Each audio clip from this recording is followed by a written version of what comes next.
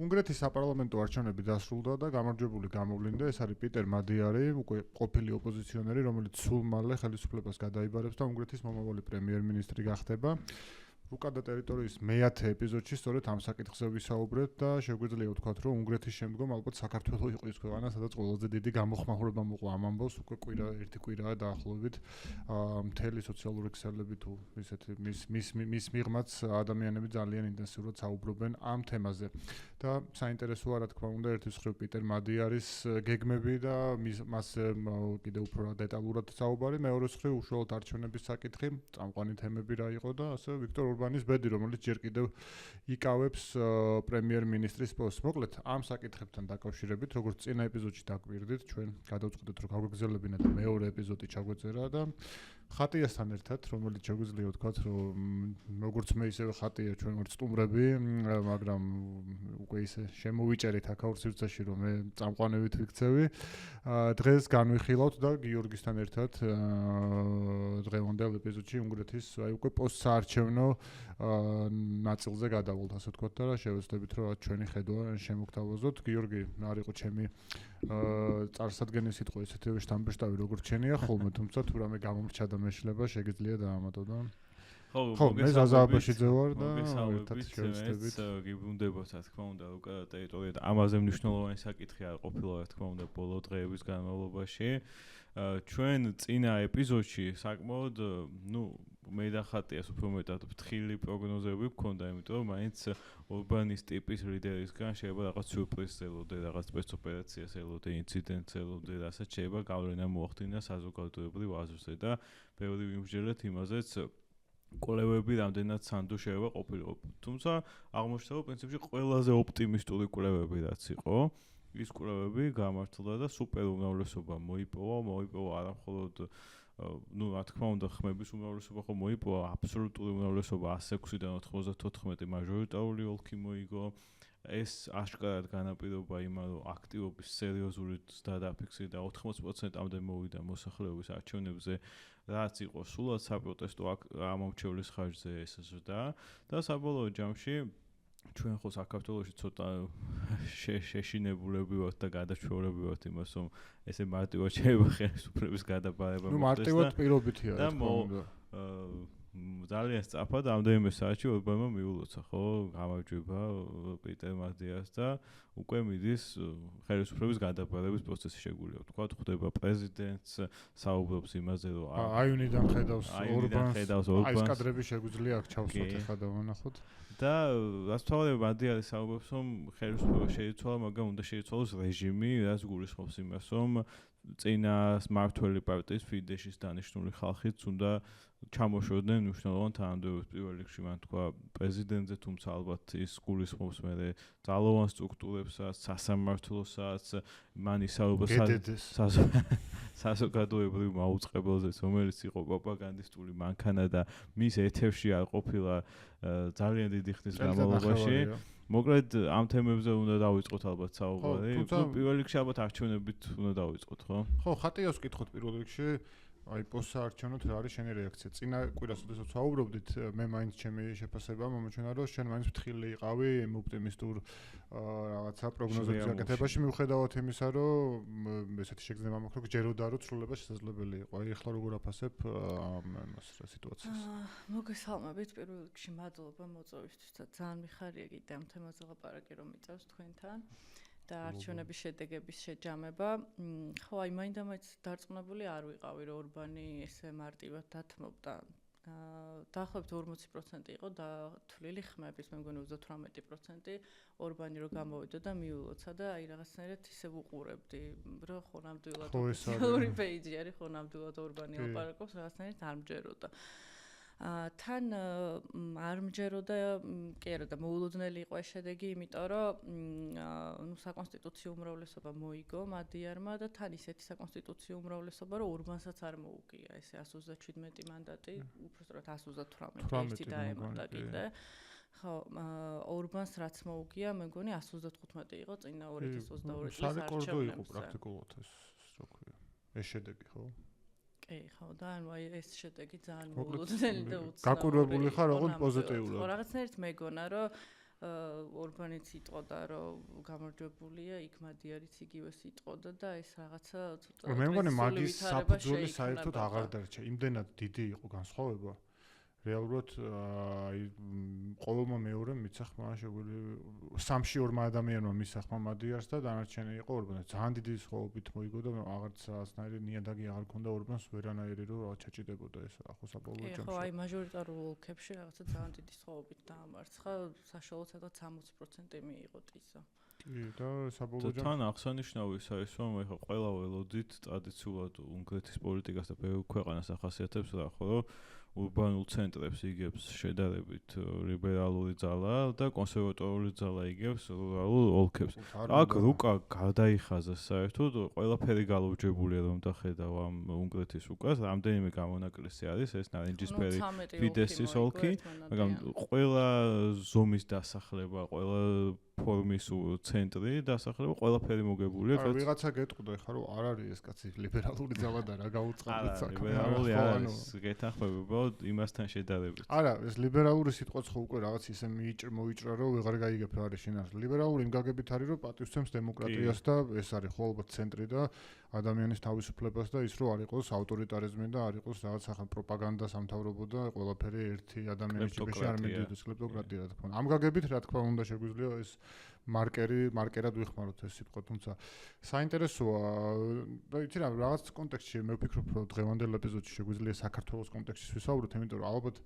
საქართველოს შემთხვევაში აი იმედგაცრუებების ამდენი სამხელა სერია რო არის, თითქოს მადიარი აღმოჩნდა ადამიანი, რომელიც უცბად ყველასთვის რაღაც მისაბაძით რომ ყველამ დაუწყო საქართველოში მადიარს ძებნა, აი ვინ შეიძლება იყოს ყველამ ვიღაცისკენ გაიშვირა თითი. მოკლედ, აი რაღაცნაირად წარმატების მაგალითი შეიქმნა ისეთ ქვეყანაში, რომელიც მეტნაკლებად გავს საქართველოს. ეხლა მეორე საკითხია ეს საქართველოს როგორ გავს უნგრეთი, ვიღაცების აზრით მეტად, ვიღაცები ამბობენ რომ საერთოდაც არ გავს და ჩვენ უკვე ვართ, არ ვიცი, ან მინსკში, ან მოსკოვში, ან მხენიანში.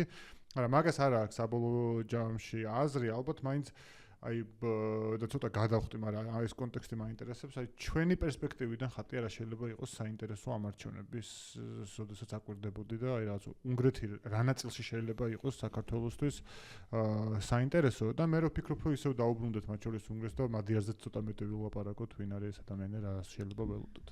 აი რაღაცნაირად ისე გამოვიდა რომ ეს არჩევნები ჩვენთან ძალიან პოპულარული იყო და მე მგონი სოციალურ ქსელში რომ ხდებოდა პოსტები, მე მგონი ყოველი მეორე პოსტი უნგრეთის არჩევნებზე და მადიარზე იყო. ვიღაცებმა სწორი დასკვნები გამოიტანეს, ვიღაცებმა არასწორი. პირველი რაც ესე თვალში მომხდა, მე მგონი ის არის, რომ ძალიან ბევრი პოსტი შემხვდა ესეთი, რომ აი თუ არ აქვს აზრი ოპოზიციის გაერთიანებას და სინამდვილეში უნგრეთში ოპოზიცია არ გაერთიანებულა, ანუ ეს იყო მადიარის გადაწყვეტილება, რომ არც ერთ ოპოზიციურ პოლიტიკურ პარტიასთან არ ყოფილა ასოცირებული, თან არამც თუ არ გაერთიანდა რამდენიმე უნგრელი ანალიტიკოსი იმასაც ამბობს, რომ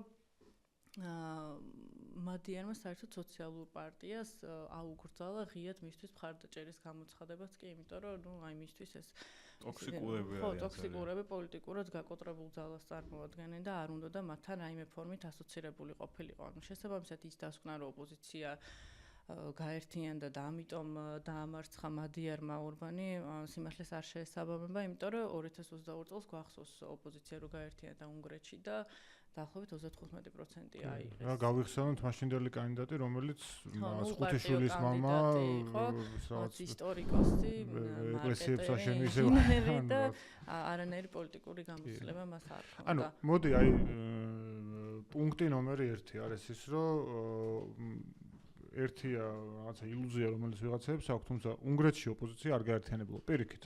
უნგრეთში ოპოზიცია რა ის თავარი მოთამაშეები გვერდზე იზოლებული გახდნენ, რომ გაწეულიყვნენ და მადიარი იყო მარტო, რაც ამ ძველი ოპოზიციისგან მან წარმოიღო, ეს არის ამომრჩევლები და არაფერი სხვა, ხო? სხვა მხრივ აბსოლუტურად ახალი ძალა იყო შეგვიძლია თქვა. ანუ ეს რაღაც ოპტიკური ილუზია არის, რომელიც საქართველოსთან ესე ჩანს. ალბათ ამას შეუწყო ყველაზე მეტად მის პოპულარობას. ორ ადამიანთან შედარება მახსენდება, ვინც ეგ გააკეთა, ერთი არის ვოლოდიმირ ზელენსკი, რომელიც უცებ შემოვიდა პოლიტიკაში და მეორეს ვიცი ვისაც იტყვა. მეორე ემანუელ მაკრონი. კი. ხო, ხოდაშორის მაკრონი მეც იმ კონტექსტში ამახსენდა, რომ თან ეს აი წელიწად ნახევრით ადრე თქვა და უცბად დაიწყო. ანუ ეს პრინციპში მადიანმა რაც გააკეთა, ეს ნოუ-ჰაუ მაგ თვალსაზრისით არ არის, ხო? შედარებით ნაკლებად ცნობილი ადამიანი, რომელიც მოდის და უცბად აი ამ ტრიუმფს ხო, და ეს ორივე ეს შემთხვევა და მესამე მადიანიც ასე ფუძნება, ხო? ხელისუფლებით რა თქმა უნდა დაღლილია ხალხი, მაგრამ კიდევ უფრო დაღლილია ოპოზიციით და ამაზე ახდენ კაპიტალიზებას და მე ამას მოსდევს იმ ძალების ჩანაცვლება ამ ახალი ძალის მიერ. თავი დაპირება მარტო ორბანის სისტემის დაშლა არ იყო, ანუ ამომრჩევლოს რასაც პირდებოდა იყო ის, რომ ძველი პოლიტიკური ელიტა სრულად უნდა გამქრალიყო უნგრეთის პოლიტიკური სპექტრიდან. აი ხატი აქ ეხავ დაგისვამ ესეთ კითხვას და მიხვდებით ჩემ პოზიციასაც დაახლოებით. შენ ხო არ ხედავ, რომ დღევანდელი საქართველო თუ კი უნგრეთს ვადარებთ, უფრო მეტად არის 2023 წლის უნგრეთი, სადაც აი როგორც გიორგი მახსენა, ხალხი მეტნაკლებად უკვე არჩევნები წაგებული არის, ხალხს ნაკლები ნდობა აქვს არსებული პოლიტიკური ძალების მიმართ და აი პოლიტიკურად უსახლკარო არის ეს ხალხი, ვინაიდან აღარ არის პარტია, სადაც და ლიდერი, რომელსაც ენდობიან. მაგ მომენტთან ხო არ ვართ უფრო ახლოს, ვიდრე იმასთან, რომ აი აქ ვიღაც მე მგონი აი მაგ პერიოდთან უფრო ახლოს ვართ, როცა აი 6 ერთმანეთისგან რადიკალურად განსხვავებული იდეოლოგიის მქონე პოლიტიკური პარტია, სოციალისტები, იობიკი, მწვანეები, დემოკრატიული კოალიცია და ასე შემდეგ გაერთიანენ, ხო აი მაგ პერიოდთან გაცილებით უფრო ახლოს ვართ, იმიტომ რომ ნუ მაშინ არ იყო ესეთი აქტივობა. პრინციპში ანუ ეს ძველი პოლიტიკური ელიტა როგორ გადაჯგუფდებოდა რა სახელს დაირქვამდა ამორჩევლისთვის დიდი მნიშვნელობა არ ქონდა და ნუ იმიტომაც დაახლოებით 35%-იანი მხარდაჭერა მიიღეს არჩევნებს. ხო, ან თუ შედარება უფრო ამასთან სწორი იქნება, თუმცა რა თქმა უნდა პირდაპირ ასლები არ არსებობს. ხო, ყოველ ქვეყანას თავისი დამახასიათებელი ასე ვთქვათ შტრიხები აქვს, რითიც მიმდინარეობს იქ პოლიტიკური განვითარება. და მესამე ალბათ ამ კონტექსტში საინტერესოა თვითონ მადიარის ფიგურა, ჩვენ ამაზე წინა ეპიზოდში ვისაუბრეთ, მაგრამ კიდევ ერთხელ მაინც რადგანაც ახლა ფოკუსი უფრო მეტად არის მასზე, კიდევ ერთხელ შეგვიძლია ვთქვათ, ხო, რომ ეს არ არის ადამიანი, რომელიც ანტი-ორბანი არის, მოდი ესე ვთქვათ, ეს არის მისი წიაღიდან წამოსული ადამიანი, უბრალოდ მასზე უკეთესი. არა კორუმპირებული, არა მოძალადე, ონთე სალადობა არის მაინც და მაინც მუშტების ტყვა, ხო, სასამართლოს გზით, მედიის გზით. და ასე ვთქვათ, რაღაცა არა იმ პატარა წრის წარმომადგენელი, რომელსაც მთელი ქვეყანა ჯიბეში უდევს, ხო, იმიტომ რომ ორბოთან დაახლოებული ბიზნესმენების ქონება უფრო მეტად იზრდებოდა, ვიდრე ქვეყნის GDP ბოლო წლებში, ანუ ეს ყოველგვარი გადაჭრბების გარეშე არის. შესაბამისად, ეს არის ამაზე გუშინ უსმინე მე პოდკასტ ორბანის პირველი ინტერვიუ იყო დამარცხების შემდეგ და იგი ამბობს, რომ მე კორუფციას სულ ვებრძოდიო, კი ვიფიქრე ისე შე რა გითხარი თქო, მაგრამ აი ფიდეშის პარტიის მდიდრულმა ცხოვრებამ კი მართლაც მოახდინა სავარაუდოდ ამომრჩევლებზე ზეგავლენა. ანუ ეს ფაქტორი აშკარად იყო. შესაბამისად აი ამ კრიტერიუმებს თუ დავშლით, შეგვიძლია ვთქვათ, რომ აი პრობლემულ ნაწილებში პრობლემები რაც ჰქონდა ორბანს, აი ეს რომ გამოაკლოდა რაღაცა საუკეთესო მხარე აიღო კონსერვატორების, უხეშად რო ვთქვათ კიდევ ერთხელ, ეს არის ალბათ მადიარ პეტერი, ხო? ხო, სხვათა შორის მდიდრულზე გამახსენებოდი შეგაწყვეტინე. მან თქვა, რომ არ გადავა იმ რეზიდენციაში, სადაც ვიქტორ ორბანი ცხოვრობდა, იმიტომ რომ უკვე ეს რეზიდენცია იქცა სიმბოლოდ თავად ვიქტორ ორბანის. ხო, დაცვადაც უარი თქვა, მაგრამ აი ეს ამ ნაწილშიც მე მგონი ცოტა გავს ორმას, აი რაღაც ეს პოპულიზმიც სახალხოობის შტრიხი ახასიათებს რაღაცნაირად. და საზოგადოებრივ მაუწყებელზე, იქაურ საზოგადოებრივ მაუწყებელზე მისვლაც საინტერესო შტრიხი იყო, ხო, პრინციპში, რომ რაღაც ხო, პირდაპირ ეთაში რო უთხრა. ეხლა მე მომისმენეთო. და ხო. ხო. და აი ამ ნაწილში მინდა კიდე კითხო, ჩვენ რა თქმა უნდა ესე ყველაზე ხშირად რაც გესმის და ნელა საქართველოს თემა ჩავხუროთ, არის ის რომ უნგრეთში არ ყოფილიყო პოლიტპატიმრები. თუმცა აი ყველაფერი ანუ სექტორების მიხედვით არის განსხვავებული სიტუაცია. მეორეს მხრივ აი მედიის დაფარვის ნაწილში უნგრეთი და საქართველოს შევადაროთ. რაოდენმე სიტუაციაც არ უნდა იყოს საქართველოს. შეგვიძლია ვთქვათ, რომ აი სატელევიზიო კონტექსტში მაგალითად უფრო დიდი წვდომა აქვს ოპოზიციას, არსებობენ მაგალითად ორი ნაციონალური არხი, რომელიც ოპოზიციას იწვევს და მის დღის წესრიგს აშუქებს შედარებით უნგრეთთან. თუ ეს ასე არ არის და მაინც მედიის მდგომარეობა ჩვენთან კიდევ უფრო უარესია, ვიდრე უნგრეთში იყო ორბანის დროს. ხო, მიიღოთ იმისა, რომ უნგრეთის მედიის საშუალებების 80-85% ორბანთან დაახლოებული პირები აკონტროლებდნენ. პრესის თავისუფლების ინდექსის მიხედვით უნგრეთი არის სადაც 75 თუ 76 ადგილი, საქართველოს 100 რაღაცა, ანუ დიდი სხვაობა არის. სატელევიზიო არხებთან წვდომასთან დაკავშირებით ხო ნუ ჩვენთან ოპოზიციურ პოლიტიკურ პარტიებს აქვს შესაძლებლობა რომ ნუ თუნდაც ორ არხზე მაინც მივიდნენ რაც ახლა მადიას არც ერთი წუთი არ დათმობია უნგრეთის ტელევიზიაში მაგრამ აქ მე მგონი ის ფაქტორი მოქმედებს რომ საქართველოში ხა მაგალითად ქუჩაში ჟურნალისტს კისერი მოტეხეს ლამის და მათ შორის ესეც არის უნგრეთში ხა ვიღაცის ტიტუშკა არ მოგზევს რომ თავპერი დაგამტრიოს ყოველ შემთხვევაში ამ ხარისხით და სხვადასხვა საინტერესოა მაგას მე ვუყურებდი რეპორტერების საზღვრების გარეშეს მონაცემებს და ორბანის საწყის პერიოდში უნგრეთი იყო 23 ადგილზე მედია თავისუფლების კუთხით ანუ რეალურად ეს არის რომ რაღაცა ტოპ ქვეყნების წარმომადგენლების სიაში ხარ ამ თვალსაზრისით ხო მართლა თავისუფალია მედია და ეხლა სადაც 70-ე არის ასე ვთქვათ იქ არაერთი შემთხვევა არის მათ შორის მაყურებლებს და მსმენელებს აუხსნათ არიან გაზეთები რომელიც სლოვაკეთში იბეჭდება და არიგებენ შემდგომ ამ გაზეთებს უნგრეთში იმიტომ რომ სტამბები უარსეუბნებიან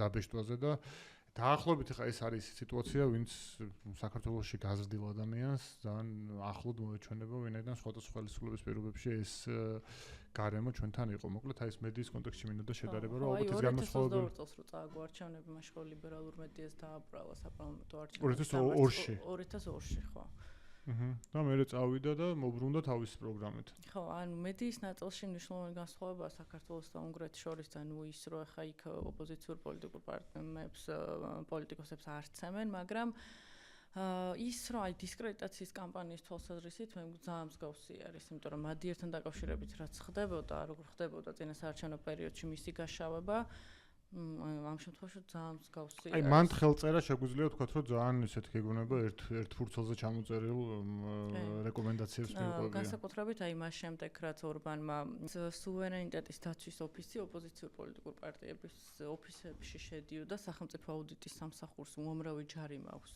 ბოლო წელიწადნახევრის განმავლობაში გამოწერილი ოპოზიციური პოლიტიკური პარტიებისთვის რამდენჯერმე მათი ანგარიშები საერთოდ განულდა, ხან დაყადაღდა, ანუ ამ ნაწილში ძალიან მსგავსი არის. ხო, ანუ ის რომ რაღაცა უფრო მსუბუქი სიტუაცია მნიშვნელოვნად და ნუ აი მათ შორის რაღაც პირადი ცხოვრების ამსახველი კადრები დაშანტაჟება, ის რომ რაღაც ფსიქიურად არამდგრადი არის. ბავშვი არ ელაპარაკება. ხო, ნუ შვილები არ ელაპარაკებიან, ცოლთან ნუ ტყავად 16 წელი. მოძალადე იყო და ასე შემდეგ. მაგრამ ეს თან მარტო მადიარზე არ ხდება.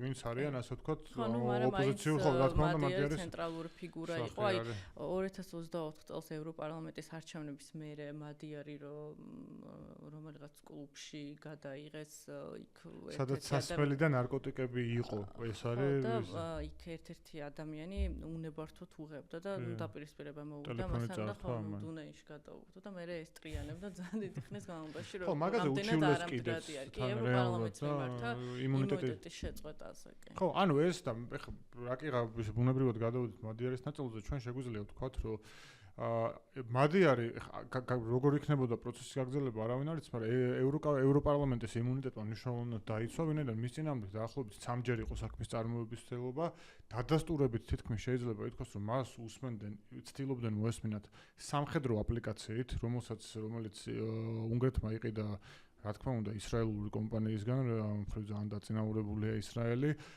შეგვიძლია ვთქვათ რომ მისი პარტიის წევრების მიმართ მუდმივად მიმდინარეობდა წნეხი ასე ვთქვათ ეს ქუჩაში ხალხის დაყენება და რაღაც ფიზიკური ანუ ვერბალური შეურაცხყოფის მიყენება ესეც საკმაოდ ყოველდღიური პოლიტიკური ცხოვრების ნაწილი იყო უშუალოდ მადიარზეც ასევე რომ გავაგრძელოთ ეს სამჯერ ასე ვთქვათ მის წინააღმდეგ წარმოებული საქმე ერთი არის მეორე ეს ოჯახზე არსებული წნეხი ხო რომ შვილები არ ელაპარაკებიან მისი ყოფილი მეუღლე რომელიც არის ასევე იუსტიციის ყოფილი მინისტრი და ფიდეშის ერთ-ერთი ისეთი მნიშვნელოვანი წევრი ყოფილი იგი პრაქტიკულად ინტენსიურად მონაწილეობდა მის წინააღმდეგ ამ კამპანიაში ნუ აქტიურად ცდილობდა მის დისკრედიტაციას კიდე რომ გავიხსენოთ არის ის რომ მადიარის გუნდის IT-ის მიმართულებით ასე ვთქვათ როგორც ამბობენ ცდილობდნენ აი ამ IT სისტემების გატეხვას ასევე აი ამ სპეციალისტებზე ზეგავლენის მოხდენას მათ წინააღმდეგ გამოძიების დაწყების ცდილობაც იყო იმიტომ რომ რაღაც პორნოგრაფიასთან თუ სექს კადრებთან თუ რაღაც გავს და შეიძლება არასრულწლოვანების ჩართულობაზე რაც სექსუალური ტიპის ვიდეოებში მოკლედ ის ხელწერა იყო ძალიან ასე ვთქვათ ისეთი რაც ჩვენთვისაც და არა მხოლოდ ჩვენთვის ბევრი ისეთი ჩვენ ორბიტაზე მყოფი ქვეყნისთვის ძალიან საგულისხმოა ის რომ გარედან ფინანსდება და არის რა თქმა უნდა. ბრიუსელის მარიონეტი. გააჩნია, ხან ბრიუსელის, ხან ევროთი არის, ხან ხრივნათი ფინანსდება, ანუ როგორც აწყო და ამით მე მისქვა მინდა რომ არ ყოფილ ბოლო პერიოდში დავინახე ეს დინამიკა რომ აი გეგონება უნგრეთში იყო დემოკრატიის წალკოტი და მადიარმა უბრალოდ გაიმარჯვა და ეს ასე არ ყოფილა. ეხლა შეიძლება საქართველოს არ არის უნგრეთი და არც ერთი ქვეყანა არ იმეორებს მეორე სხვაგან, მაგრამ ევროკავშირის და ნატოს წევრი სახელმწიფო და თავისთავად არსებითად სხვაობა. კი, თუმცა არის რაღაცები, რაც საერთო არის და ეს ერთი ხელის მოსმით ალბათ ამ ყოველფერს უგულვებყოფა ისეთივე არასწორია, როგორც თქვა, რომ აი 100%-ით ერთი და იგივეა და ჩვენც ახლა აქ დავიწყოთ დიმიტრი გელოვანის ცებნა პიტერ მადიარის სახით. ნუ რაც უარესი იყო აშკარად ესაა საარჩევნო სისტემა, ხო ამაზე წინა ეპიზოდში დიდხანს ვისაუბრეთ და ჩვენთან არის სრულად პროპორციული სისტემა 5%-იანი ბარიერით და იქ 199 მანდატიდან 106 აირჩევა მაჟორიტარული წესით და ამ მაჟორიტარებშიც მეორე ტური არ ინიშნება 50% არ გჭირდება მოსაგებად. ყველანაირად მოიგო სისტემა ორბანმა რამდენადაც შეიძლებოდა და მაინც თავისივე სისტემაში დამარცხდა. ეხლა რომ შევაჯამოთ, მოდი ესე ვთქვა და ჩემ კლასიფიკაციას თუ ენდობით და მე გადავიდეთ სხვა საკითხზე, რომ მოკლედ მედიაში და საარჩევნო სისტემაში უნგრეთში მაინც ჩემი აზრით არის იყო უფრო ძიმე სიტუაცია ვიდრე საქართველოში, უფრო რთული იყო ოპოზიციისთვის აი ამ სისტემით ესარგებლა და მედიაში ისევ და ისევ გულისხმობს სატელევიზიო წვდომას და გასაგებია აქ რაღაც ჟურნალისტების ფიზიკური ასე ვთქვათ შეურაცხყოფის საკითხი არ ჩანს და არ დგას და მეორე არის საარჩევნო სისტემა, რომელიც საქართველოში ხანანაც პარადოქსულად არ უნდა ჟღერდეს, ჩემი აზრით მაინც უფრო ნაკლებად დამაზიანებელია ოპოზიციისთვის, ვინაიდან გააქვს ერთი სია, მიუხედავად იმისა, ეხლა ვის რა პრეტენზიები აქვს CSKO-სთან ეს ალკე საკითხია. უნგრეთში ეს ჯერიმანდერინგი, ვინსად ეწერა, აი აბსოლუტურად ფიდესზე მორგებული სისტემა იყო. აი ეს ორი ნაწილია, რაც მე მგონია საქართველოში ოპოზიციის უფრო ხელსაყრელი ვიდრე უნგრეთში. სხვა დანარჩენში ვფიქრობ, რომ ჩვენთან უფრო უარესი სიტუაციაა. უნგრეთში ამომრჩევლის უფლება ნუ დაცული რა არჩევანსაც გააკეთებს. ის არჩევანი ფიქსირდება, ხო, ნუ მაგრამ მაგ დაფიქსირებას აი ეგ რო საბოლოოდ აი ბეჭედ დარტყმულად დაფიქსირდეს მათ შორის უნგრეთში ჩემი ესეთი სპეკულაციური მოსაზრება არის ის რომ ჭირდება ორჯერ მეტი ამომრჩევლის ყოლა. ის რომ მადიარს მაგალითად მცირე რაღაცა მარგინალური ზომით მოეგო ორბანისთვის შედეგით შეიძლება რაღაცა არ გვენახა ესე მარტივად ძალაუფლების ტრანსფერი ერთი ძალიდან მეორეზე. ანუ დიდმა მხარდაჭერამაც განაპირობა ჩემი აზრით ეს რომ ეს ყველა ასე ვთქვათ ვეღარ გადააბიჯა ვერავინ კანონს ხო იქ ცდები შეიძლება მაგრამ შემხვდა დათვლა მე მგონი პოლონელი ანალიტიკოსის 10%-ით ნაკლები რომ ისულიყო არჩევნებზე, ანუ დაახლოებით 70% რო ყოფილიყო აქტივობა, ორბან შეიძლება და მოეგო და ნუ 45%-ით თუ მოიგებდა, ისევ მას რა ქვია, საკონსტიტუციო უმრავლესობას აიღებდა. თან იქ მესამე ადგილზე გასული პარტია, რომელიც თუ დასჭირდებოდა, მას შეუკავდა ყველა. ყოველ შემთხვევაში დალაპარაკება ბევრად მარტივი იყო, მისვე გუშინ თქვა ორბანმა ამ ინტერვიუში, რომ რეალურად ჩვენი სტრატეგია არ იყო გათვლილი ამ ხელა ამომრჩეულზე. ჩვენი სტრატეგია იყო გასული არჩევნების, რამდენიმე არჩევნებზე მოსული ადამიანების რაოდენობაზე გათვლილია. შესაბამისად, ის ხალხი ზედმეტი, ვინც მოვიდა, მთლიანად საპროტესტო ხმა იყო, სხვა შემთხვევაში სხვა შედეგი დაждდებოდა.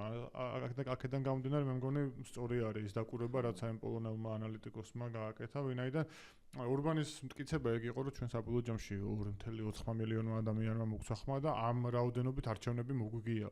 შესაბამისად, იმიტომ რომ 2022 წელსაც დაახლოებით ამ რაოდენობის ამომრჩეველმა დაუჭირა მხარი და ნუ მაშინ მოიგო ჩვეულებრივად საკონსტიტუციო. ანუ აქედან ჩვენ ნაწილზე რო გადმოვიტანოთ, შეიძლება ითქვას, რომ მაღალი ამომრჩეველი ყოველთვის ხელისუფლების სრულებას იწევს, გასულ არჩევნებზე ეს ასე არ იყო, პირიქით ის გაიზარდა. ეგ ძალიან კომპლექსური საკითხია. ნიშნულოვანია. მან ჩვენთან პრობლემა ესაა ძალიან დაუზუსტებელია საარჩევნო სიები განსხვავებით უნგრეთისა და ჩვენთან არჩევნებზე აქტივობა რომ ფიქსირდება რაღაც 55% რეალურად აქტივობა არის 70.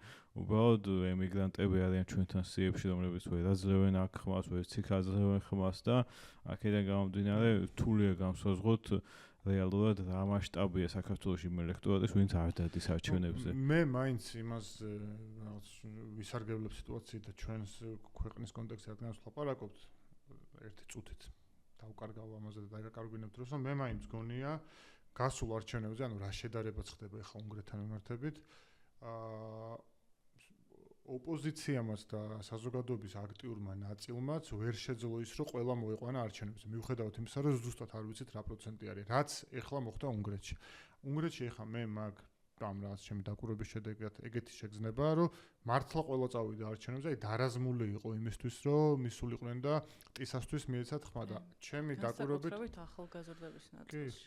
კი, განსაკუთრებით ეს იგრძნობოდა. ჩემი დაკვირვებით 2024 წელს და მათ შორის 2024 წლის მერე უკვე რაღაცა რეტროსპექტიული გაანალიზებით, ეს მაინც არ მომხდარა იმ არჩევნებზე, თუმცა ეს სხვა საკითხი არ არის ჩვენი დღევანდელი არჩევნების. აქ ალბათ ერთი მე ხატიასთან კითხვაც მექნება ამ საკითხზე, ანუ ეს მხოლოდ აქტივობის ზრდის ხარჯზე მოხდა თუ ფიდესაც წაართვა მომრჩეველი ტიზამ. აი ეს ძალიან მნიშვნელოვანი საკითხია, იმიტომ რომ როცა საქართველოზე ვსაუბრობთ, ჩვენთან ესეთი უცნაური რაღაც მოხდა, რომ ქართულმა ოცნებამ უფრო მეტი ხმა იყო 24 წელს, ვიდრე 2020 წელს და ამ ოპოზიციის ჯამი 20-ში მეტი იყო, ვიდრე 24 წელს.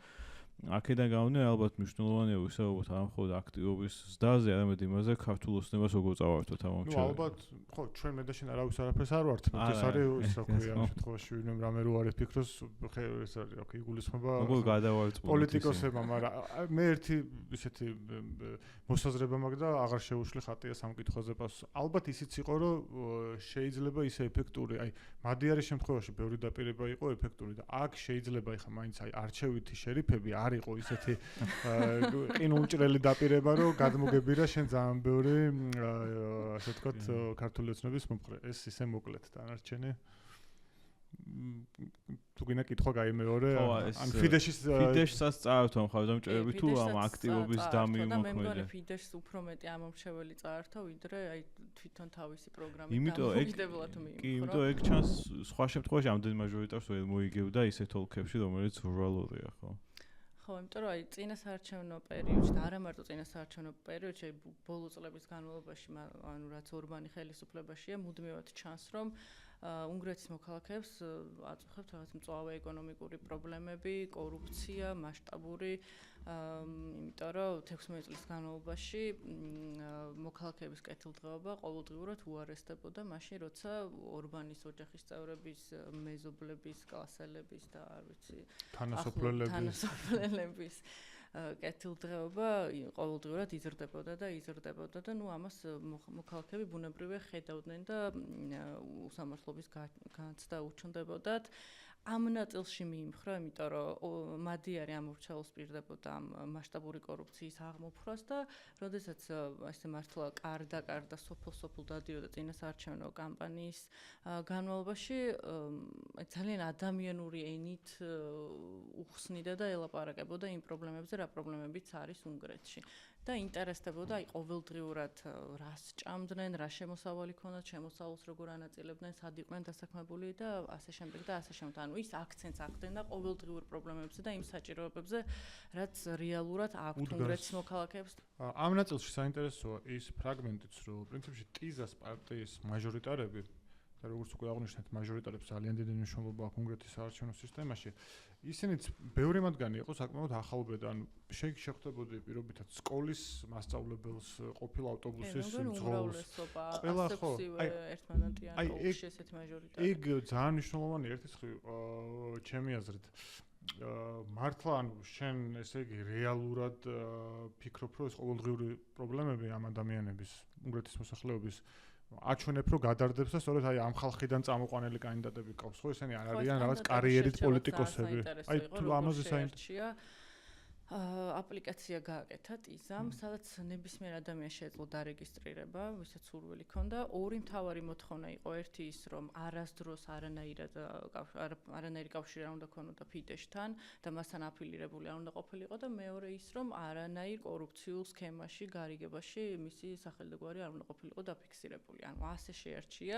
დაახლოებით 10,000 კანდიდატი დარეგისტრირდა, გასაუბრებებს ატარებდნენ და ინტერვიუებს და ბოლოს დაახლოებით 300-მდე დატოვეს, ანუ თითოეულ მაჟორიტარულ ოლქში დაახლოებით 3 კანდიდატი და ნუ მერე დატოვეს 106, სადაც ანუ ამ აპლიკაციის საშუალებით თვითონ ტიზას ამომრჩევლებს შეეძლოთ ხმის მიცემა და კონკრეტული კანდიდატის მხარდაჭერა. სავარაუდოდ ეგ არის ის აპლიკაცია, რომელიც შემდგომ გატეხეს და ეს ადამიანები, ვინც მანამდე იყვნენ დარეგისტრირებულები, სახელი, გვარი, იმეილი, მისამართები ყველაფერი გამოაქვეყნეს. იმიტომ რომ ძალიან ვრცელი ინფორმაცია იყო თითოეულ კანდიდატზე. ანუ საინტერესო არის ეს პროცესი როგორ აწარმოა ეს პოლიტიკა მადიარმა და ეს ძალიან მნიშვნელოვანი დეტალია, ვინაიდან არა მხოლოდ ის იყო ახალი სახე და ხშირად შესაძლოა ჩვენ ქვეყანასთან პარალელს ვაკეთებთ, გვინახავს რომ მოდის ვიღაც ახალი ლიდერი ან ლიდერობის პრეტენზიის მქონე ადამიანი, მაგრამ მის ირგვლივ ამბობს რომ არ ახალი, მაგრამ მის ირგვლივ არიან ადამიანები, რომლებიც საკმაოდ მოძველებულები არიან. აი აქ მართლა მთლიანად ეს ტიზა იყო აბსოლუტურად ახალი, ხო? აი პოლიტიკაში ამ ადამიანებს ნაკლებად ჰქონდათ მაგამდე, ასე ვთქვათ, გავლენა და აქედან გამომდინარე შეგვიძლია ვთქვათ, რომ პრინციპში მაისის პირველ ნახევარში სავარაუდოდ უნგრეთს ეყოლება ახალი მთავრობა, აი რა იქნება ეს პირველი ნაბიჯები, რასაც შენ მოველი როგორც დამკვირვებელი, ასე ვთქვათ, აი ამ პროცესებზე, რაც უნგრეთში ვითარდება. პირველ რიგში ის რომ როგორც დაანონსა მისი ვიზიტი პირველი იქნება ვარშავაში. ანუ ეს ვიშეგრადის ქვეყნების ალიანსი, რომელიც უნგრეთის, ანუ ბოლოს უკვე, როდესაც ფიცომ სლოვაკეთში გამარჯვება მოიპოვა, რაღაცნაირად აღარ იყო ისეთი აქტუალური. პარალიზებული იყო რაღაცებიც. ხო, პრინციპში პარალიზებული იყო. ეს მე მგონი უფრო გაძლიერდება და გააქტიურდება, იმიტომ რომ ახლა რამდენიც არ უნდა ვილაპარაკოთ, რომ ფიცო იდეოლოგიურად ორმანთან ახლოს იყო, ნუ ფიცო არ არის ვიქტორ ორბანი, იმიტომ რომ ბოლოს და ბოლოს მას არ აქვს საკონსტიტუციო უმრავლესობა, კოალიციაში იმყოფება ძალიან სუსტი საპარლამენტო უმრავლესობა. ფიგურაც უფრო სუსტი არის. რამდენიც არ უნდა გააკეთოს რაღაც ხისტი განცხადებები, ბოლოს მაინც კომპრომისზე წასულობს ამ თავის უფრო მოწყვლადია, მოდი ვთქვათ, პოლიტიკურად ვიდრე ორბანი. გაცილებით. ხო, ანუ პირველ რიგში ეს რომ რაღაც რეგიონული კავშირები გაძლიერდება, რეგიონული თანამშრომლობა, მეორე ის რომ ბრიუსელთან აქტიურად ითანამშრომლებს იმიტომ რომ ის თანხები, რომელიც 20 მილიარდზე მეტი აქვს ბრიუსელს უნგრეთისთვის გაყინული, ეს თანხები ეტაპობრივად დაუბრუნდეს უნგრეთს და ამით მოქალაქეების კეთილდღეობა გაიზარდოს. ეს იქნება ყველაზე მნიშვნელოვანი და ნუ თავარი ის რომ რუსეთს რომელსაც ორბანის სახით შუაგულ ევროპაში ყავდა ესეთ დროას ცხენი ეს აღარ ეყოლება რუსეთს და ნუ პატარა თაგვი როგორც ორბანმა თავის წყარო ნუ ვიცით რომ ინფორმაციას უზიარებდა რუსეთს წლების განმავლობაში აი ვინც უზიარებდა ეგ კაცის აწავა მე ძალიან მაინტერესებს საუბრობ საკმაოდ ელეგანტური თმის დიზაინის მქონე ვიცით რომ საგარეო საქმეთა სამინისტროში მივიდა მეორე დღეს ოფიციალური დოკუმენტების გასანადგურებლად და გუშინ გავრცელდა ჩანაწერი რომ დარბის ხო სხვათაშორის მარტისთვის ჩვენ შემოსვლამდე საუბრობდით ინტერვიუ მოვისმენე მადიარის და იქ ამბობს რომ არჩევნების შემდგომში არაფერს არ ველოდები რაღაც პროვოკაციას ან რამე პრობლემების შექმნას ვინაიდან იმდენი ფურცელი ექნება დასაშრედერებელი ამ ხალხს რომ ჩემთვის ვერ მოიცლიანო და მე მგონი ზუსტად ეგ ხდება რაც მან წინასწარ ერთი თვით ადრე და მასნაირად პროგნოზირება გააკეთა. გიორგი შენ ხო არ გაქვს რაღაც სამთვალსაზრისით? ხო, მე ამ საგარეო პოლიტიკაზე ვისაუბრებ და შიდა ცვლილებებით ალბათ უნდა ვახსენოთ რა იქნება. ხო, ეგ იქნება ყველაზე საინტერესო და მე მგონი ყველაზე რთული მატერიალი. ხო, იმიტომ რომ ეხა პრაქტიკულად მაგრამ განხორციელებადი რადგანაც საკონსტიტუციო უმრავლესობა. კი, იმიტომ რომ პრაქტიკულად ის გვირდება რეჟიმის დემონტაჟს, ხო ეს არა ხელისუფლების შეცვლა. 16 წელი მართავდა ორბანი და მანამდე კიდევ 4 წელი ამ ქვეყანას.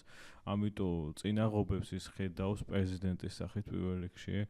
მე უკვე ამ ეგრეთ წოდებული უნგრული deep state-ის სახით, რომელზეც ჩვენ წინა ეპიზოდში ვისაუბრეთ, ამ სამინისტროებში საშუალო რგოლი, ქვედა რგოლი, სასამართლოები. ეგრეთ წოდებულ დამოუკიდებელ ორგანოებში პროკურატურა იქნება თუ საკონსტიტუციო სასამართლო, აი მაგათი ხო, აი ეგ არის სერიოზული პრობლემა, იმიტომ რომ აი საკონსტიტუციო სასამართლოს ხელმძღვანელი, უზენაეს სასამართლოს ხელმძღვანელი, სახელმწიფო აუდიტის სამსახურის პრეზიდენტი და ასე შემდეგ მათ თანამდებობები არის რაღაცნაირად ჩაბეტონებულ თანამდებობებს ეძახიან, იმიტომ რომ ჩაკეტილი არის. ვადა მნიშვნელოვნად აღემატება, ხო, ანუ მაგალითად საკონსტიტუციო სასამართლოს პრეზიდენტი 12 წლის ვადით ინიშნება და ეხლა ვინც არის დანიშნული 2025 წლის ბოლოს დაინიშნა, ანუ 11 წელია.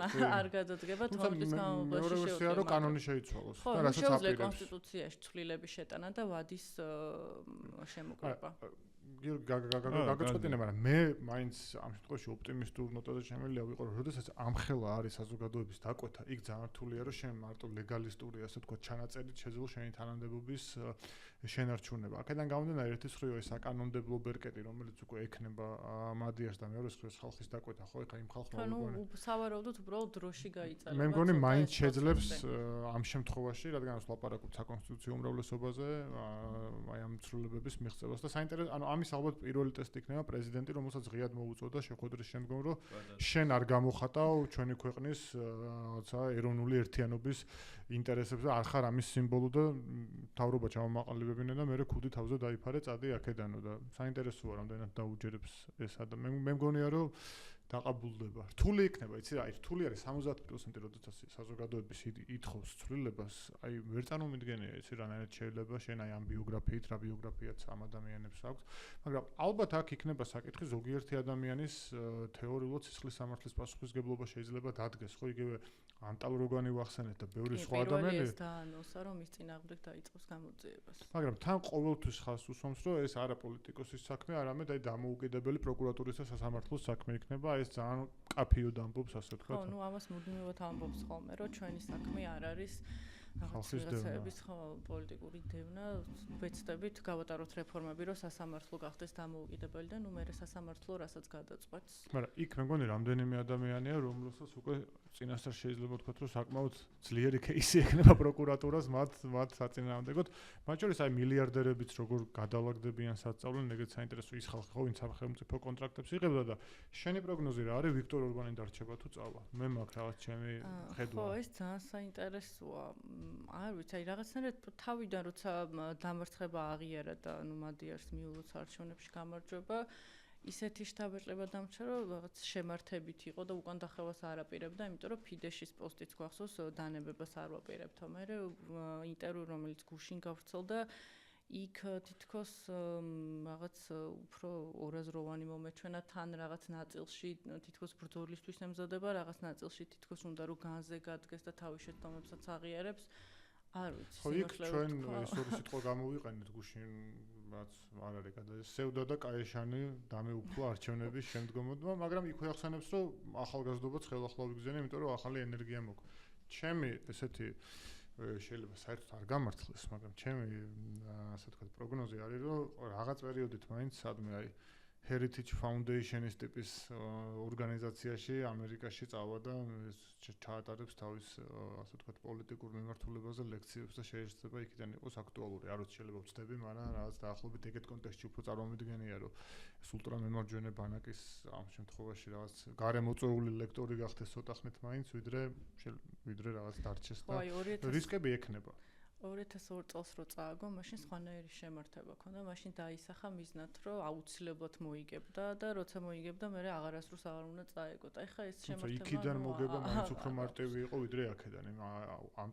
ამ წერტილში უკვე 16 წელი ქვეყანა ნამართი აქვს და ხალხს გავლილი აქვს, არც თუ ისე სასიამოვნო. აქედან მხოლოდ ბენიამინ ნეთანიაჰუ დაბრუნდა მეორე დამარცხების შემდეგ, მეტი არავინ.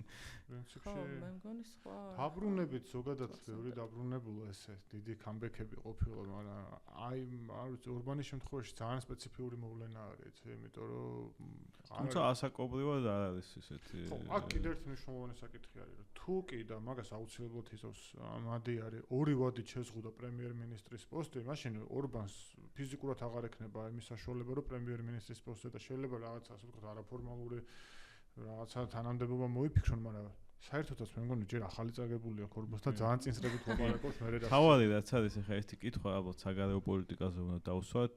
უკვე ვიცით რომ მადიარმა განაცხადა რომ აღარ დაბლოკავს უნგრეთი უკრაინისთვის 70 მილიარდის სესხის გაცემას და ამის გარდა ვიცით რომ კიდევ ბევრი საკითხია, სადაც წყვილში იყვნენ უნგრეთი და სლოვაკეთი. ჩეხეთი იყო ყველაზე სუსტი გოლი ამ ცენტრალური აზიის ქვეყნებს, რომელიც თავიდან ამბობდა ხოლმე რაღაცაზე უარს, მაგრამ მასთან მოლაპარაკება ყველაზე მარტივი იყო ბაბიშის მათ შორის ფენომენიდან გამომდინარე ბიზნესმენია, თავადაც აქ ინტერესები ევროკავშირთან კარგი ურთიერთობა ჰქონდეს და აი არც განუცხადებია თან რომ გინდა თუ არა ორბანი ორივე იქნებოდა. კი, არც ეგ არ განუცხადებია, მაგრამ აი ეს წვილი რო დაიშალა და კიდე ბულგარეთში მოდის არჩევნები, სადაც პრორუსებს აქვთ დიდი შანსი. აი ეს რას გვეუბნება ევროკავშირის პოლიტიკაზე და მათ შორის უკრაინის და ევროკავშირის მიმართებაზე, ეგ მინდოდა მე. უკრაინასთან მიმართებით, მადიერმა თქვა, რომ არ დაბლოკავს იმ დახმარების პაკეტს, რომელსაც ორბანი ბლოკავდა, თუმცა აი ევროინტეგრაციის ნაწილში იგივე პოლიტიკას უჭერს მხარს მადიერი, რასაც ორბანი უჭერდა, ანუ რეზოლუცია რომელიც მიიღო, რომელიც ბლოკავს უკრაინის ევროინტეგრაციას და მადიერი ღიად ეწინააღმდეგება ამ დაჩქარებულ გაწევრიანების პროცესს. მაგას ბევრი ეწინააღმდეგება ევროკავშირში. და სხვათა შორის ამ მიგრაციის პაქტზეც განაცხადა უკვე რომ მხარს არ დაუჭერს და იგივე პოლიტიკის მხარდამჭერია. მიგრაციაზე ძალიან მე მგონი მსგავსება თუ რამეში არის მიგრაციაზე, მაგრამ ალბათ უკრაინის კიდევ უფრო რადიკალური პოზიცია აქვს მიგრაციის ნაწილში. მაგრამ განსხვავება არის ის, რომ ის არ ამბობს, რომ უკრაინის ევროინტეგრაციას არ ემხრობა, ამბობს, რომ უკრაინის დაჩქარებულ ამ ევროინტეგრაციას ხო, ნუ ის ამბობს, რომ ომის გამო არ შეიძლება ისარგებლოს რაღაც. ხო, რა თქმა უნდა. და მეორე მხრივ მისი აზრით, საერთოდ ომში მყოფი ქვეყნის ევროინტეგრაცია ძალიან ისეთი კითხვის ნიშნებს იწვევს, მაგრამ აი ორბანის შემთხვევაში საერთოდ ისე იყო უკვე დაყენებული საკითხი, რომ აი უკრაინელებს არანაირი შანსი არ აქვთ ორბანის სამრეკლოდან ეგრეთ ჩანდა ასე ვთქვათ ის ინდორველი რაც წინ იყო გაშლილი უკრაინელებს ევროინტეგრაციის. და აქ ის გვაქვს რომ უბრალოდ იმ პროცედურებით, რომელიც ხო, თან თავარი განსხვავება ის არის, რომ ორბანი არასდროს არ ამბობდა, რომ რუსეთი აგრესორი არის და მადიარი ესე პირდაპირ ამბობს და ხას უსვამს ამას. კი, რომ და კაი სიტყვა იყო მათ შორის ის, რომ ყველამ ვიცით უნგრეთში, რომ უკრაინელები არიან მსხვერპლი. და ესეც განმასხვავებელი არის ამ თვალსაზრისით, თუმცა ის აქვე აღნიშნა, მაგრამ გეოგრაფია, რუსეთთან ვერც უნგრეთი გაქრება, ვერც რუსეთი და ასე შემდგომ. მოკლედ დაახლოებითი კონტურები ასეთია, ხო? მადიერის საგარეო პოლიტიკური, ასე ვთქვათ. ხო და აი დავასრულოთ ფიცოს პოზიციები რამდენად სუსტდება იმით, როცა ორბანს კარგავს და რამდენად მყარი შეიძლება იყოს მისი წინააღმდეგობა სხვა საკითხებზე ამის შემდეგ.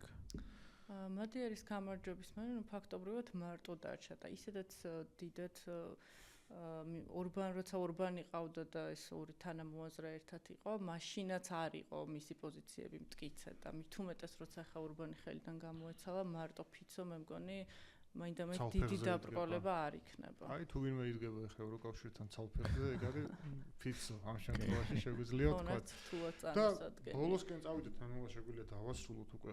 მე ამას მეკითხებია მთელი კვირის განმავლობაში შეგადაცემაშიც არ მივედი და სიმართლე რო თქვა, მე საბოლოო ჯამში უფრო პესიმისტური პასუხი მაქვს, უბრალოდ არ მაქვს სუპერ ოპტიმისტური პასუხი, მაგრამ ამ შემთხვევაში შენი აზრი მაინტერესებს. საქართველოს შემთხვევაში რა იცვლება, ვინმე ორბანი იყო მოქმედი ხელისუფლების, ან ვინც ახლა ამის გაგებაზე ძალიან მეჩხუბება, ეგრეთ წოდებული ხელისუფლების არა აქვს მნიშვნელობა, პარტნიორი, გულისხმობ ივანიშვილი, კობახიძე და ის ადამიანები, ვინც საქართველოს მართავენ.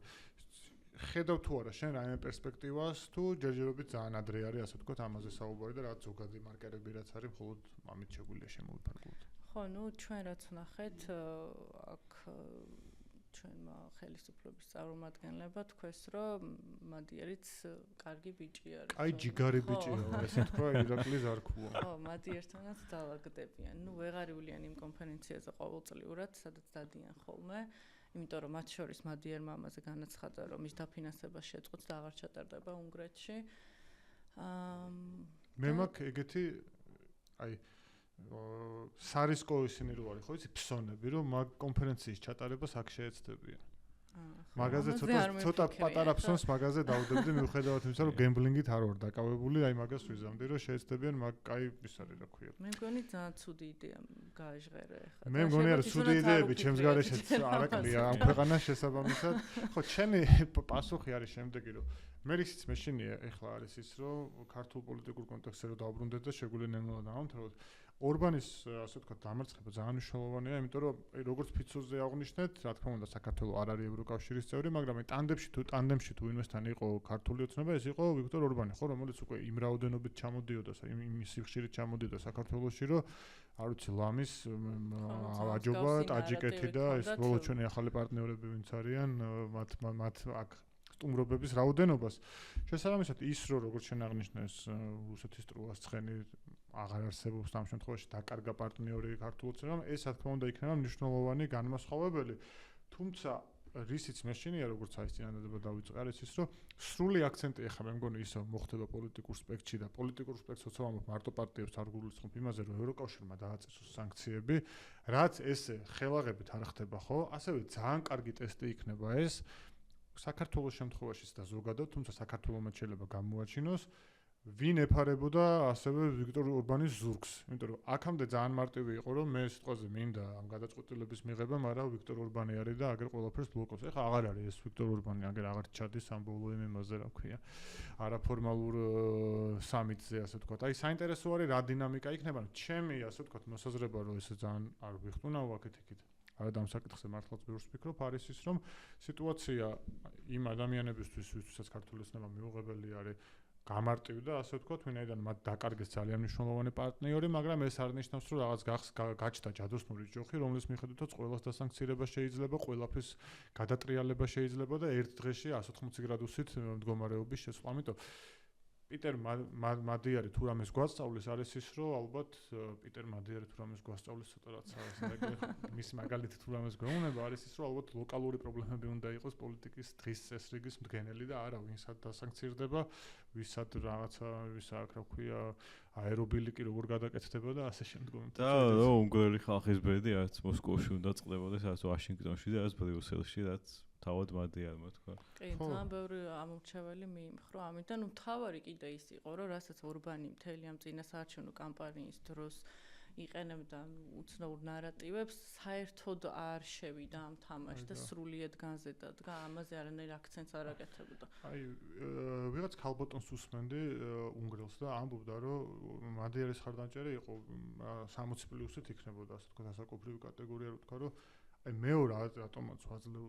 მადიარს ხმარს არის რომ დავიღალევ აი ამ ომით და აი ამ სუპტრის ხატით და აი ამ საშინელებაში ცხოვრება უბრალოდ აღარ შემიძლია და სიმშვიდე მჭირდება და ეს სიმშვიდე სწორედაც ვიქტორ ორბანის გარეშე წარმომიდგენია ეს რაღაც აი ამ ნარატივით გადაღლაც რაღაც მომენტში ალბათ გება ამ საზოგადოებაში მუდმივად შენ აი ამ რაღაც ემერჯენსი სიტუაციაში რო აცხოვრებ ხო ხა შეუძლებელია ეს გაგრძელდეს რაღაც 20 წელი და 10 წელი მოკლედ ბოლოს სიტყვა თუ რამე არის შეგვიძლია ო მე მგონი ყველაფერს შევეხეთ მალე გამოჩნდება პირველი გადაწყვეტილებები ახალი ხელისუფლების და მერე უკვე მეტი გვექნება რა თქმა უნდა სასაუბრო ამ ახლა კი შეგვიძლია დავემშვიდობოთ ჩვენს სვენელს მერე პრინციპში ბალკანეთის საკითხი ისეთი არის და ზოგადად მხარეს იმდენ ისეთი რაღაცეები ხდება რომ სერბეთში მოხდება კიდე მაგამდე მივდიოდი იმიტომ რომ შეიძლება დაინიშნოს წელს არჩევნები რაზეც უჩიჩმაც მიანიშნა და სერბეთი ძალიან მნიშვნელოვანი აი სერბეთი იქნება იმის ტესტი მაგალითად აი შეიძლება თუ არა რაღაც აი უნგრეთის მსგავსი რაღაც სხვაგანაც მოხდეს